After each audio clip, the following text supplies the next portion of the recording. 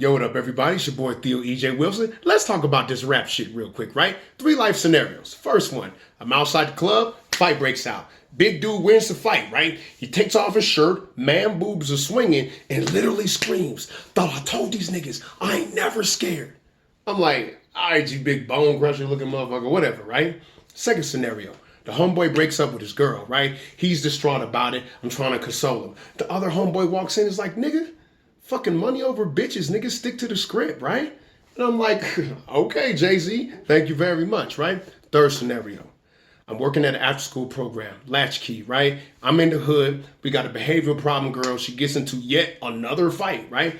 So we break up the fight. We take her to the office like, yo, what's going on with you? If you keep this up, we got to call your mom. She's like, call my mama. 100 motherfuckers can't tell me nothing. I was like, oh, little Nicky spitting bars at the counselor now, huh? And I started thinking about it. And I started looking at these kids and I started listening to them. And I said to myself, yo, man, whoever thinks that rap does not influence the mind, I dare you to work in the hood with kids.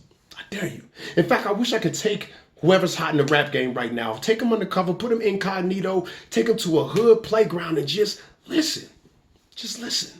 And you will hear these kids try to establish pecking orders by becoming the best embodiment of their favorite entertainer time and time again, yo.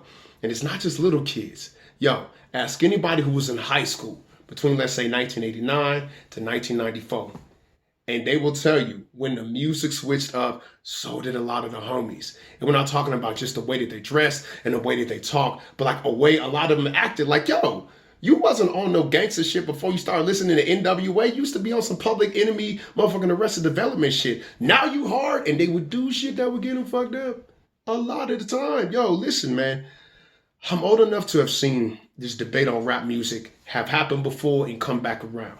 And I remember when I was young, you know what I'm saying, listening to the debate between Tupac and Dolores Tucker, you know what I'm saying, and thinking, yo, she's wilding. Like, it's just music.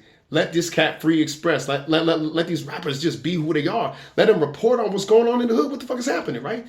Then I started looking at it. I was like, yo, there is a fine line between reporting and glorifying. You see, we've always known that music could influence the mind, all right? That's been well known, right? It can tap into the emotions and change how you feel. But what's not as commonly studied is the power of a drum pattern. You see, that's the thing that scared the enslavers about African peoples, because those drums could get us motivated. Those drums could connect us, right? Why is that? It turns out that drum patterns can actually influence a different part of the brain, right? Not the cerebellum, the emotional part, but actually the limbic system, the reptilian complex. We're talking about the medulla oblongata, fight, flight, feed, and fuck. Meaning, if you listen to a beat with a group of people for long enough, your hearts will literally begin to beat in rhythm. Beats don't just speak to the emotions, they speak to the instinct, the animal of somebody. And you know this because you know that there's certain drums that make you feel like fighting. There's certain drums that make you feel like fucking. There's these, we know about baby making music. Like, there's actually science behind that. It turns out that the entrainment pattern of a rhythm can drop the brain from what's called beta function, which is your normal conscious mind, how you're looking at this video right now, right? Into alpha function. What hypnotists say is the most suggestible waveform in the brain. And that means that whatever the content of the music is or what the words are being said, they can actually slide right past the conscious mind where analysis happens and right into the subconscious. Meaning, when you drop into alpha form, they can literally program you. Don't believe me? Have you ever just been walking down the street and find yourself rapping some of your favorite bars absentmindedly and don't know where it came from? Didn't even know you knew that much of the rap, right? There's a reason behind that. It's because neurologically speaking, these are not just raps. They're mantras. They are auto-suggestions. So the question is, what are you suggesting to yourself, man? Given the power of black music, I think I understand why the powers that be started to defund like the Public Enemies and started to fund like some of the more gangsta-ass West Coast messages, and how the rest of the rap game followed suit after that. Especially when you look at the time period where there was all this crack that flooded the community, you kind of needed a soundtrack to get black folks involved.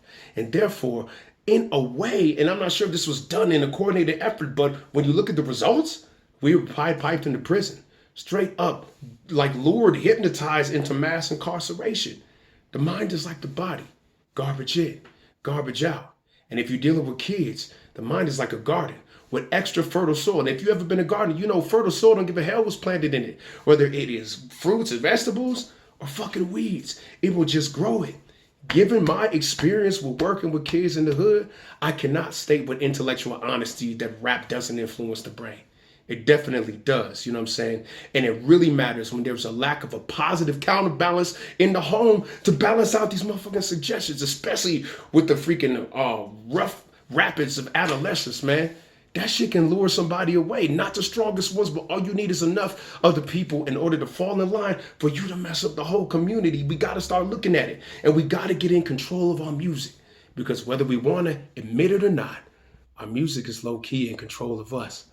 I'm Theo EJ Wilson. Until next time, hopefully giving y'all food for thought. Like, follow, and share this message if you agree, or if you don't agree, just want to debate about some shit. Thank y'all very much. Spread this out. Peace.